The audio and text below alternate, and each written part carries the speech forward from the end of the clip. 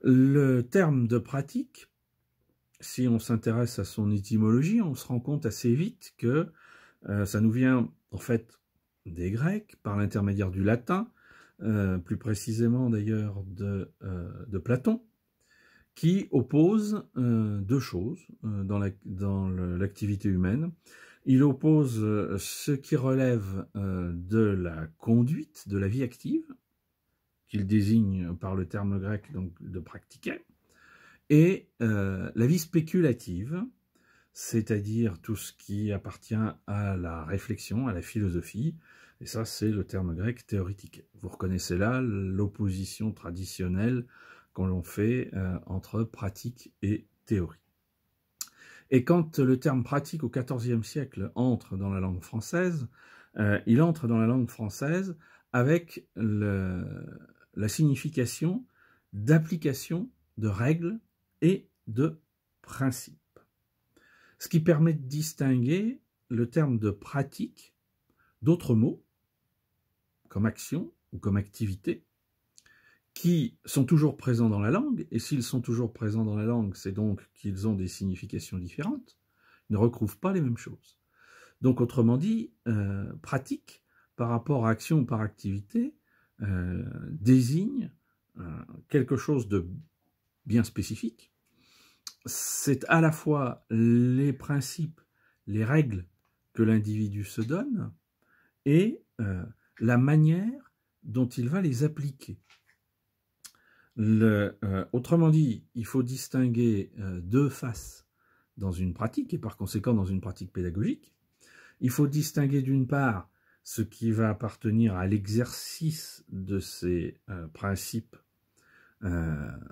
à l'application, à la mise en œuvre de ces règles et de ces principes d'une part, et d'autre part, les règles que se donne l'individu.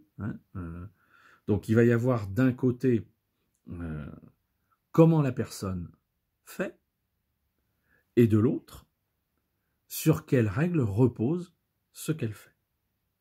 Donc, dans une pratique, vous avez donc deux dimensions, deux réalités. Une réalité qui va être une réalité qu'on va qualifier de sociale parce que elle existe avec les autres, et c'est en particulier le cas dans la pratique pédagogique. Donc ça, c'est tout ce qui relève de l'exercice, de la mise en œuvre, qui s'exerce avec les formés ou qui s'exerce avec les étudiants. Et puis il y a une réalité psychique qui est propre à l'individu. C'est donc ces fameuses règles et principes qu'il se donne.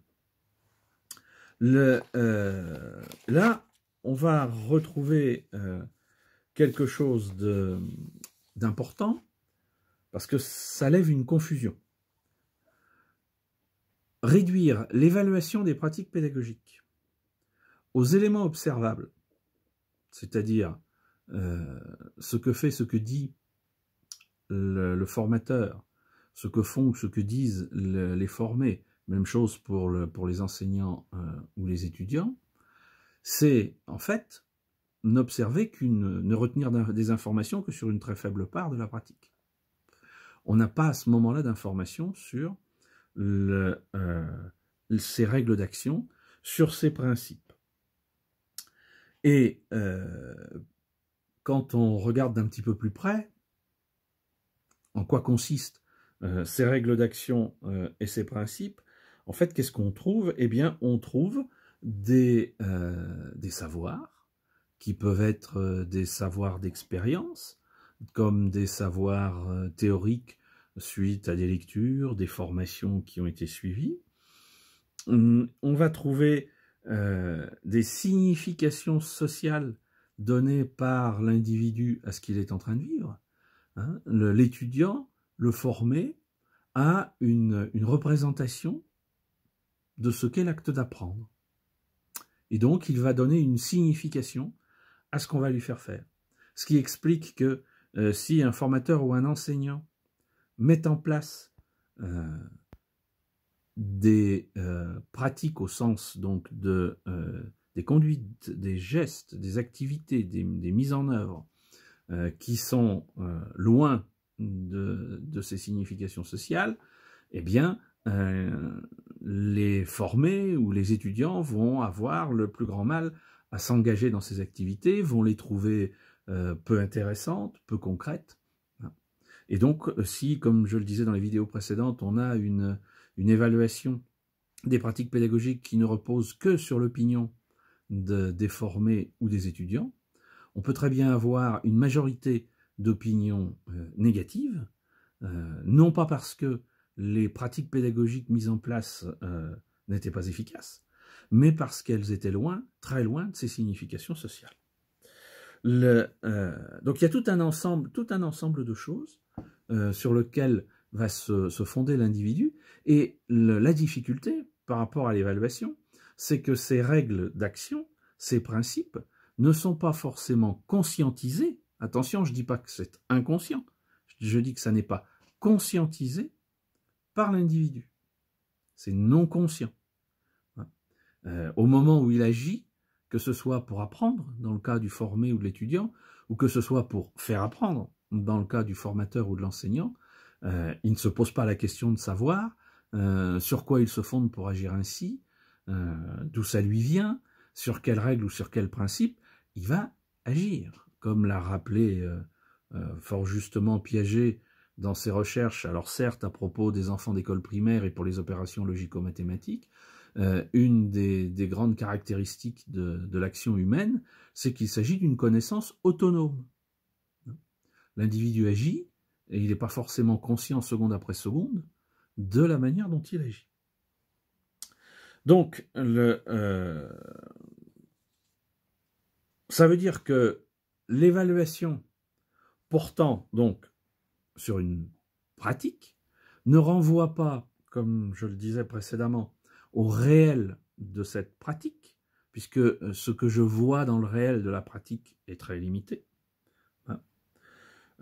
Elle renvoie à des éléments à la fois extérieurs et internes, sociaux et psychiques, de la conduite de l'individu.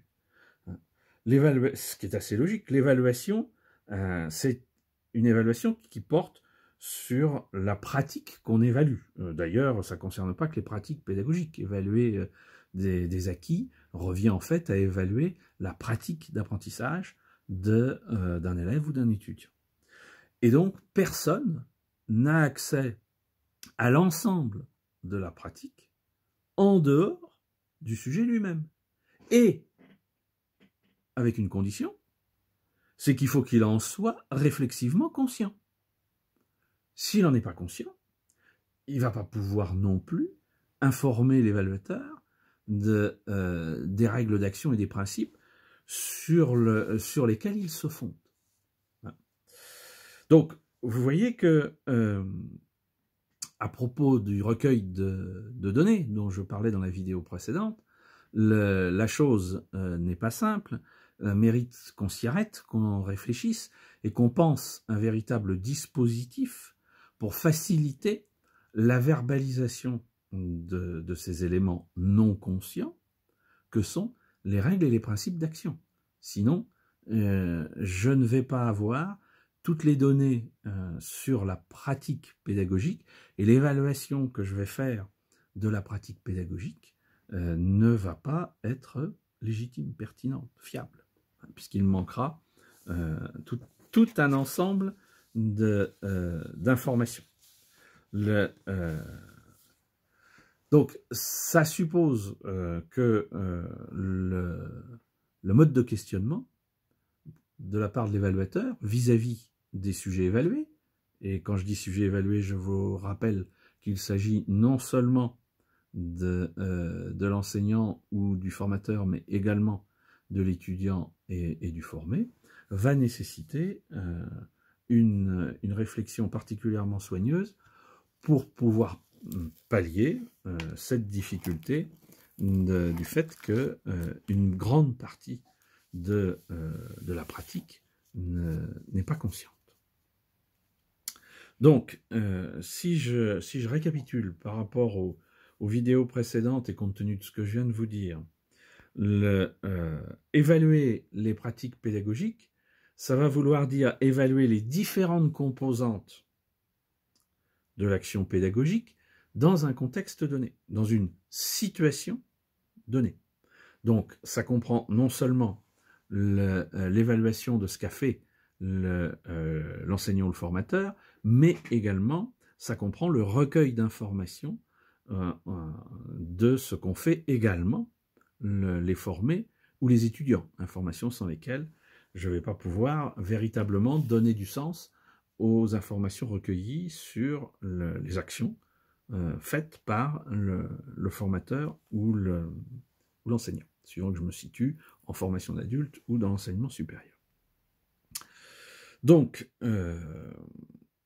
il me faut des renseignements sur l'ensemble de ces composantes, c'est-à-dire comment sont mis en œuvre tous les moyens, quels qu'ils soient, hein, aussi bien les moyens concrets, ce que j'appelais les auxiliaires pédagogiques, que les moyens cognitifs, hein, qui ont pour résultat la production de nouvelles capacités, de nouvelles compétences, de nouveaux savoir-faire, de nouveaux apprentissages, etc., etc., etc.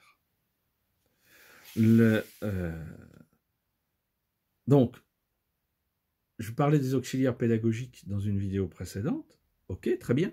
Je récolte de l'information sur ces auxiliaires pédagogiques, donc les supports, les consignes, l'organisation de la séance, quelles sont les tâches de formation, quelle durée, comment s'articule-t-elle entre elles, etc. Pareil pour les activités d'enseignement, etc., etc. Oui, mais comment sont utilisés par les différents protagonistes ces moyens qui sont mis en place.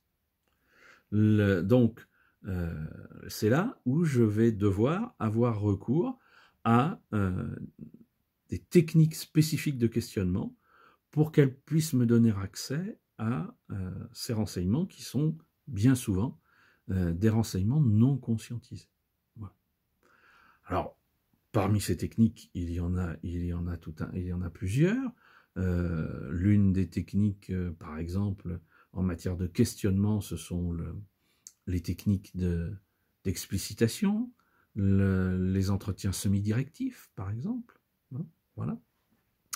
Il y a des dispositifs un petit peu plus complexes, comme les autoconfrontations, à partir d'enregistrements vidéo des différents protagonistes, qui peuvent être utilisés et à propos desquels on va faire parler, là aussi avec une technique de questionnement spécifique, les protagonistes.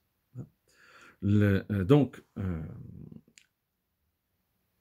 je vais avoir à ce moment-là un ensemble d'informations sur effectivement la pratique pédagogique qui va me permettre de pouvoir ensuite interpréter